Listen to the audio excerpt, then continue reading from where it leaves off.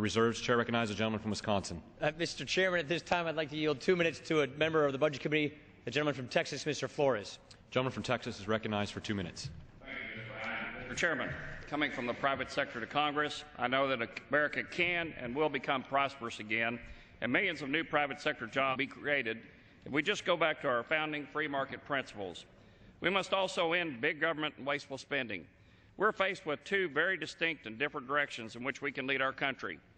It is clear that we cannot continue on the misguided and irresponsible path endorsed by the other side of the aisle of higher taxes, reckless spending and bigger government, explosive debt and deficits, and unacceptably high unemployment. They've had their chance to make things right, and it has not worked. Over the past 4 years that the Democrats had control of Congress, they lost 7 million jobs and raised our federal debt by over $5 trillion. Now it's our turn, and we will do better. That's why this Republican budget plan comes at just the right time, because we can no longer afford to accept what has unfortunately become status quo.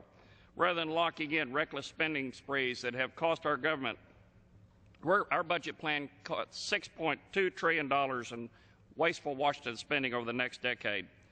The Democrats' plan, which if left unchecked, will raise the deficit by over $9 trillion over the next 10 years. We will put the plan on a path to balance.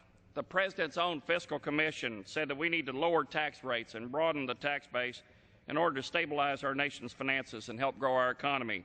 The Democrats' plan ignores these recommendations and would impose job-crushing tax increases on our economy.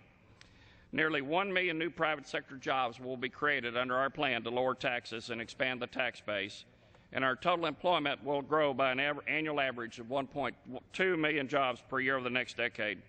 We have a clear choice, Mr. Chairman.